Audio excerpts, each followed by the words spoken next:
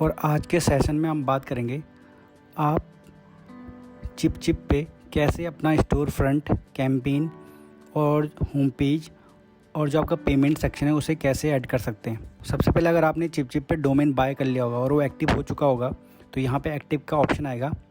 उसके बाद आप अपनी साइट पे काम करना शुरू कर सकते हो।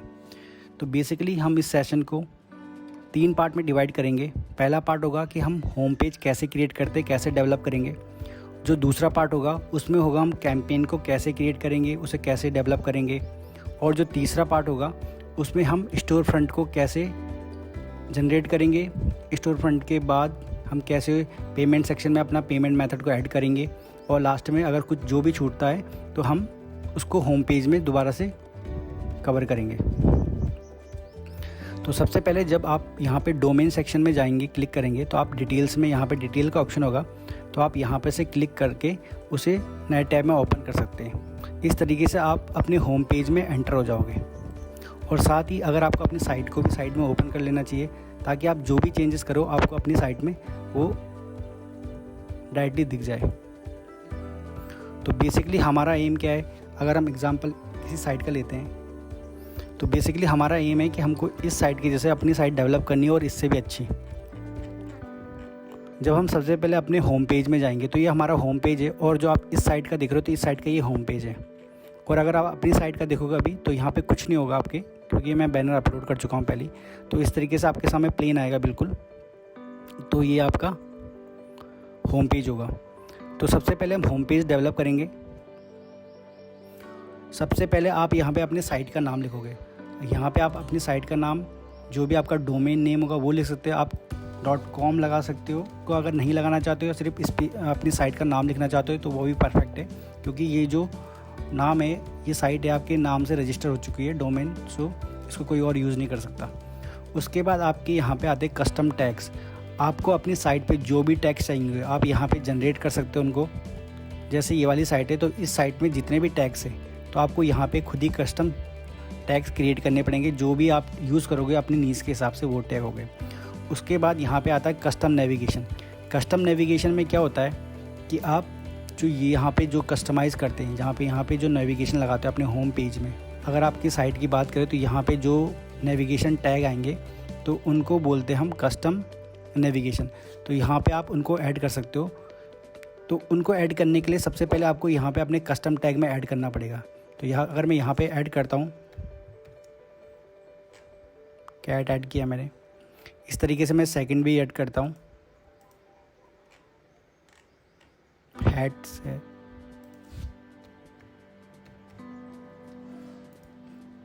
तो इस तरीके से आप अपने कस्टम टैग को ऐड कर सकते हो और जो भी चेंजेस करोगे उसको आप सेव कर दोगे। तो उसका रिजल्ट आप यहाँ देख सकते हो।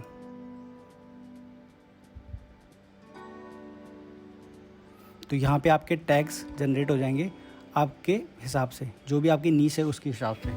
और जो इन टैग्स की लिमिट है, हम यहाँ पे अभी तक देखोगे आप, इनकी 6 लिमिट है, 6 टैग्स की। उसके बाद अगर आपको सेकेंडरी नेविगेशन टैग्स इंक्लूड करने हैं तो वो भी आप इंक्लूड कर सकते हैं। जैसे कैट के अंदर फ़नी कैट वगैरह, तो वो टैग आप यहाँ पे 12 तक इंक्लूड कर सकते हो, 12 टैग तक। उसके बाद जब आप टैग सारे मेंशन कर दोगे अपनी साइट पे, उसके बाद आपका आता है सोशल मीडिया। सोशल मीडिया पे अगर आपके सोशल मीडिया पे पेज बन चुके हैं आपकी साइट के डोमेन के हिसाब से तो आप यहाँ पे मेंशन कर सकते हो। अगर नहीं बने तो आप उनको क्रिएट करके अपना नाम यहाँ पे डोमेन नेम में रजिस्टर कर सकते हो। तो यहाँ पे सारी चीज़ें आपके मेंशन हो जाएगी। और जब आप इस सोशल मीडिया को पूरा फिल कर लोगे तो आपके इस तरीके से, जैसे यहाँ पे नीचे आपका सोशल मीडिया के तीनों आइकन आ जाएंगे, इंस्टाग्राम, ट्विटर, फेसबुक। अभी इनका अगर इनडायरेक्टली देखा जाए तो इनका सिर्फ इंस्टाग्राम पे है। तो इस तरीके से आप यहाँ पे तीनों जगह मेंशन कर सकते हो अपने। उसका डोमेन वेरिफिकेशन। डोमेन वेरिफिकेशन होता है जैसे आपने अपनी फेसबुक पे पेज बनाया, उसमें अपनी साइट को इंक्लूड किया, तो उससे क्या होगा कि वहाँ से एक डोमेन वेरिफिकेशन जनरेट होता है कि वो वेरीफाई करने के लिए होता है ये आपकी साइट है कि नहीं, आपके जो आपने डोमेन बाय किया है वो आपका है या किसी और का है। तो वो वेरिफिकेशन के लिए यहाँ पे डोमेन होता है। और इससे ईजी होता है, जब आप ऐड रन करते हो तो कोई भी ब्लॉकेज नहीं आता, सीधा कोई भी प्रॉब्लम नहीं आती है ऐड रन करने में। तो इस तरीके से आप यहाँ पे डोमेन वेरिफिकेशन कर सकते हो फेसबुक से। उसके बाद आपका जो टाइटल H1 आता है, होम पेज मेटा टाइटल, जो आपका ये होम पेज मेटा टाइटल आता है H1 बोलते हैं हम इसे। तो ये वाला जो आता है यहाँ पे, जो साइट का सबसे ऊपर यहाँ पे जो आप दिखाता है, जैसे अगर आप किसी भी बड़ी साइट में जाओगे, फ्लिपकार्ट हो या चाहे कोई भी हो, तो इस तरीके से आप यहाँ पे देखोगे तो online shopping India by mobile electronic, इस तरीके से आप अपने यहाँ पे H1 टाइटल को मेंशन कर सकते हो।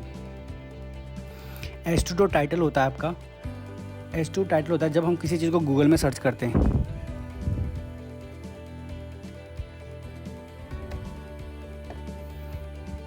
तो जो गूगल में ये वाला टाइटल आता है, इसको हम H2 टाइटल बोलते हैं। यहाँ से H2 टाइटल हो गया आपका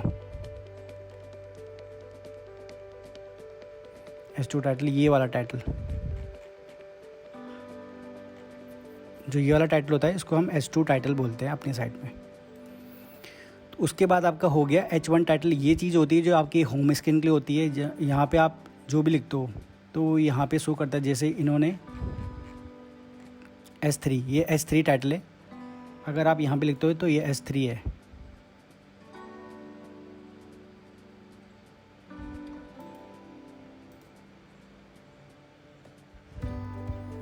तो ये आपका S3 है।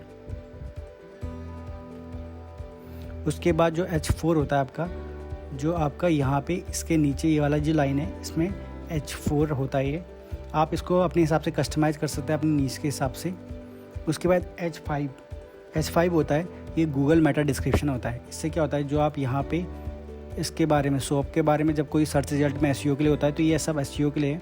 तो आप यहाँ पे इसके अपने लिए अपनी शॉप के रिगार्डिंग कुछ भी लिख सकते हो, जिसके रिगार्डिंग आपकी शॉप है उस चीज़ से रिलेटेड अपने नीड्स के हिसाब से यहाँ पे लिख सकते हो H5 में।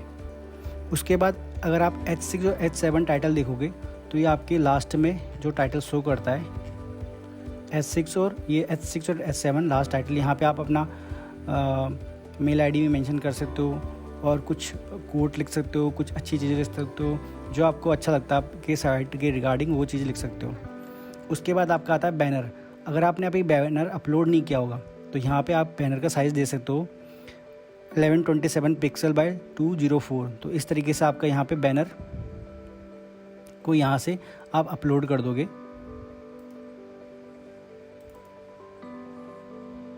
तो यहाँ से जैसे मैं ये वाला बैनर इसको अपलोड कर रहा हूँ, तो इस तरीके से आपका बैनर ये है, यहाँ पे चेंज हो जाएगा, ये अपलोड हो रहा है।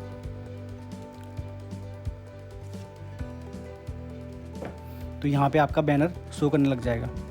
इसका जो बैनर का साइज़ होना चाहिए, ये शो कर रहा है 1127 पिक्सल बाय 204, और इसका जो साइज़ होना चाहिए 5 MB से कम होना चाहिए।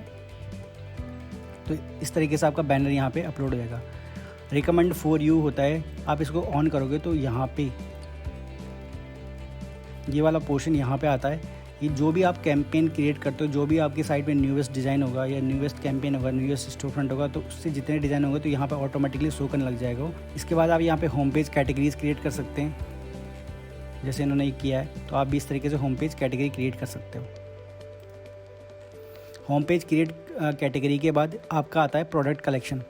यहाँ पे जो आप बैनर बनाना चाहते हो, जो आप कलेक्शन शो कराना चाहते हो अपनी साइट पे, उसके रिगार्डिंग आप यहाँ पे बैनर बना सकते हो।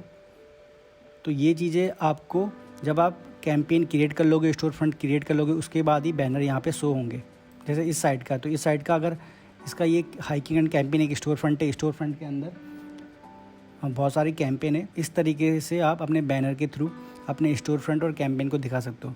इसमें बहुत सी कैटेगरी है, 9 तक आप बैनर अपलोड कर सकते हो। लेफ़्ट बैनर अगर देखोगे तो ये वाला बैनर लेफ़्ट बैनर हुआ, इस मिडिल बैनर, और ये इस तरीके से आपका राइट बैनर है। तो इसी तरीके से हमने दे रखे हैं कि आप यहाँ पे लेफ़्ट बैनर यूज़ कर सकते हो, मिडिल बैनर यूज़ कर सकते हो और राइट बैनर यूज़ कर सकते हो। बैनर को मैं आपको बाद में बताऊँगा जब हम स्टोर फ्रंट और कैंपेन क्रिएट कर लेंगे। उसके बाद लोगों का जो पिक्सल का साइज़ है 50 बाय 50 पिक्सल होना चाहिए, और आपका जो इमेज होनी चाहिए 5 MB से कम होनी चाहिए। तो इस तरीके से आप यहाँ पे से अपलोड कर सकते हैं। अपलोड का ऑप्शन आएगा आपके उसमें, तो आप यहाँ पे अपलोड कर लोगे। अगर आपको चेंज करना है तो आप चेंज भी कर सकते हो। उसके बाद जब आप ये सब चेंजेस कर लोगे, उसके बाद आप यहाँ पे सेव चेंजेस में क्लिक करोगे। सेव चेंजेस में क्लिक करने के बाद आप यहाँ अपनी साइट को रिलोड करोगे, तो आपने जो भी चेंजेस किए होंगे अपनी साइट में वो यहाँ पे आपके सामने शो हो जाएंगे। उसके बाद हमारा दूसरा पार्ट आता है कि हम कैंपेन क्रिएट करने के लिए आप कैंपेन पे क्लिक करोगे। उसके बाद यहाँ से क्रिएट कैंपेन पे क्लिक करोगे। उसके बाद आप यहाँ से प्रोडक्ट सेलेक्ट करोगे, जो भी आपको प्रोडक्ट सेलेक्ट करने हैं। जैसे मैं अभी सिर्फ 2 प्रोडक्ट सेलेक्ट करता हूँ। आपके पास लिमिट है, आप 25 प्रोडक्ट तक सेलेक्ट कर सकते हो, बट बेसिकली 9 प्रोडक्ट या 10 प्रोडक्ट के पास ही अच्छा रहता है। इससे शॉपर को ज़्यादा प्रॉब्लम नहीं होती चूज़ करने में, और वो ईज़िली अपने आइटम को चूज़ कर सकता है। तो इस तरीके से आप प्रोडक्ट सेलेक्ट कर दोगे। उसके बाद कंटिन्यू पे क्लिक करोगे। कंटिन्यू पे क्लिक करने के बाद आपके पास जो भी डिज़ाइन अवेलेबल है आप उसको यहाँ पे अपलोड कर सकते हो। डिज़ाइन अपलोड करने के बाद आप यहाँ पर से उसको मिनिमाइज़ कर सकते हो, बड़ा कर सकते हो अपने अकॉर्डिंग, और जो भी आप चेंजेस कर सकते हो उसको यहाँ पे देख सकते हो कि आप किस तरीके से ये डिज़ाइन शर्ट पे लगेगा जब प्रिंट होकर आएगा। तो इस तरीके से आप देख सकते हो। यहाँ पे अगर आप कलर चूज़ करते हो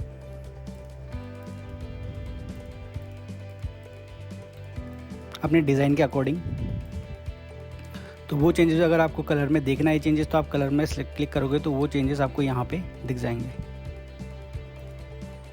तो इस तरीके से आप यहाँ पे अपने डिज़ाइन को देख सकते हो कलर के अकॉर्डिंग भी, टी शर्ट के कलर के अकॉर्डिंग भी। उसके बाद आपको दोबारा आई बटन पे क्लिक करना है, और अगर आपको मॉकअप इसके रिगार्डिंग मॉकअप भी जनरेट करने इस डिज़ाइन के रिगार्डिंग, तो आप यहाँ से मॉकअप को ऐड कर सकते हो। वो आपके पास लिमिट है कि आप 8 तक मॉकअप क्रिएट कर सकते हो। जैसे मैं ये वाला सेलेक्ट कर रहा हूँ, तो इसी तरीके से आप बहुत सारे मॉकअप को सिलेक्ट कर सकते हो। तो उसके बाद कंटिन्यू पे क्लिक करेंगे, यहाँ पे मॉकअप आ जाएंगे, और उन मॉकअप पे ये डिज़ाइन ऑटोमेटिकली चला जाएगा।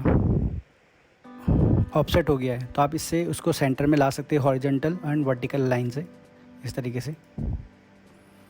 और उसके बाद इस सेक्शन में यहाँ पे अगर आप देखोगे पर्सनलाइज टेक्स्ट लिखा है।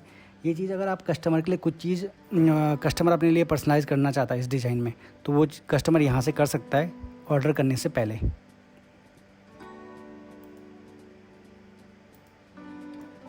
तो इस तरीके से कस्टमर ये चीज़ पर्सनलाइज कर सकता है। उसके बाद जब आप यहाँ पे सब चेंजेस कर लोगे, तो आप कंटिन्यू पे क्लिक करेंगे। कंटिन्यू पे क्लिक करने के बाद अगर आप अभी बेस कॉस्ट देखोगे, तो इस प्राइस का बेस कॉस्ट $11.50 है। इसमें सारा मैन्युफैक्चरिंग कॉस्ट, डिलीवरी कॉस्ट, जो भी चार्जेस होते हैं वो सारा कंपनी पे करती है। आपका जो आप अपनी सेलिंग प्राइस रखते हो, इसका सेलिंग प्राइस मैं रखता हूँ $24 अराउंड, चलो मैं इसका 20 रखता हूँ। तो इसमें जो आपका प्रॉफिट होगा एक टी शर्ट में आपको $8 का प्रॉफिट होगा। इस तरीके से आप हर प्रोडक्ट में अपना सेल प्राइस सेट कर सकते हो, और उसका प्रॉफिट आप यहाँ पे देख सकते हो। और एक्सपेक्टेड सेल का मतलब होता है कि आपको लगता है कि ये डिज़ाइन इतने लोगों में बिकेगा, कर रहे हो आप, एक्सपेक्ट करो कि ये डिज़ाइन 50 डिज़ाइन की सेल हो जाएगी इस शर्ट में। तो जो भी आप यहाँ पे चेंजेस इंक्रीज डिक्रीज़ करते हो, आपको उसका एस्टिमेट प्रॉफिट दिखाता है कि आपको इसमें टोटल इतना का प्रॉफिट होने वाला है। उसके बाद जब आप ये सारी चीज़ें सेट कर लोगे, तो आप कंटिन्यू पे क्लिक करोगे। कंटिन्यू पे क्लिक करने के बाद आप यहाँ पर टाइटल डिसाइड करोगे। टाइटल आपके डिज़ाइन के अकॉर्डिंग होना चाहिए, जैसा आपका डिज़ाइन है उस हिसाब से टाइटल होना चाहिए। जैसे मैं इसमें टाइटल क्रिएट करता हूँ फनी डॉग। उसके बाद डिस्क्रिप्शन भी आप अपने आर्ट वर्क के बारे में लिखोगे। तो इस तरीके से आप अपना डिस्क्रिप्शन भी मेंशन कर दोगे अपने डिज़ाइन के हिसाब से, जो भी आपका नीश होगा उसके हिसाब से। तो जब आप ये चीज़ें सेलेक्ट कर लोगे, उसके बाद आप यहाँ पे URL अपना क्रिएट करोगे। URL क्रिएट करने के लिए आपको कुछ भी यूनिक सा URL बनाना पड़ेगा जो आपके डिज़ाइन के अकॉर्डिंग हो। जो ये URL क्रिएट होगा वो एक ही बार होगा, इसको आप बाद में चेंज नहीं कर सकते, इसलिए इसको केयरफुली होके बनाइए। तो इस तरीके से मैंने अपना URL बना दिया है। जब आप URL क्रिएट कर देंगे, उसके बाद आप यहाँ पे स्टोर फ्रंट अगर आपने जनरेट किया है तो उसके अंदर उस स्टोर फ्रंट के अंदर आप इस कैंपेन को डाल सकते हो। अगर आपने अभी नहीं किया है तो इसको अभी ब्लैंक छोड़ दीजिए, इसको हम बाद में भी ऐड कर सकते हैं। कैटेगरीज टैग, आप इस कैटेगरीज टैग में आप इस डिज़ाइन को किस कैटेगरीज में डालना चाहते हो। जैसे हमने यहाँ पे कैटेगरी सेलेक्ट किया था, इन्होंने हॉबीज़ किया, जैसे हमने यहाँ पर अपनी कैटेगरी पेट, कैट या कुछ भी सिलेक्ट किया, तो हम उसके हिसाब से अपने टैग को यहाँ पे क्रिएट करेंगे। हम यहाँ पे अपना टैग जो पहले ही क्रिएट कर चुके हैं टैग, उस टैग को सर्च करेंगे। मैं यहाँ पे कैट सर्च करता हूँ जैसे, तो इस तरीके से यहाँ पे ये डिज़ाइन होगा, उस कैटेगरी में ऑटोमेटिकली चला जाएगा। तो इस तरीके से जब आप ये चीज़ें सेव कर लोगे, यहाँ पे विजिबिलिटी हमेशा पब्लिक करना, प्राइवेट मत रखना। उसके बाद ये चीज़ें हैं, ये चीज़ें जब आप बहुत से कैंपेन क्रिएट कर लोगे तब इन चीज़ों को ऐड कर सकते हो। ऐड कैंपेन ये सब मार्केटिंग के लिए होता है, ताकि जब आपके साइट में कस्टमर आए तो उसको बेस्ट एक्सपीरियंस मिले। इन चीज़ जब ये चीज़ आप सारी चीज़ें कर लोगे तो आप लॉन्च कैंपेन पे क्लिक कर दोगे। लॉन्च कैंपेन पे क्लिक करने के बाद आपके सामने आपका कैंपेन लॉन्च हो जाएगा। तो इसी तरीके से आप बहुत सारे अपने कैंपेन को लॉन्च कर सकते हो, जो भी आपके पास डिज़ाइन है उस तरीके से। तो यहाँ पे ये जो आपको अभी दिख रहा है ये कस्टमर को इस तरीके से दिखेगा आपका। और जो आपका डिस्क्रिप्शन, जो हमने कैंपेन में डिस्क्रिप्शन अपना मेंशन किया था, उसमें आपको क्वालिटी और प्रोडक्ट ये चीज़ लिखने की ज़रूरत नहीं, क्योंकि ये चीज़ चिप वाले खुद ही प्रोवाइड करते हैं। आप देखोगे ये डिटेल्स, क्वालिटी डिटेल्स उन्होंने खुद ही लिखी है, तो आपको ये मेंशन करने की ज़रूरत नहीं है।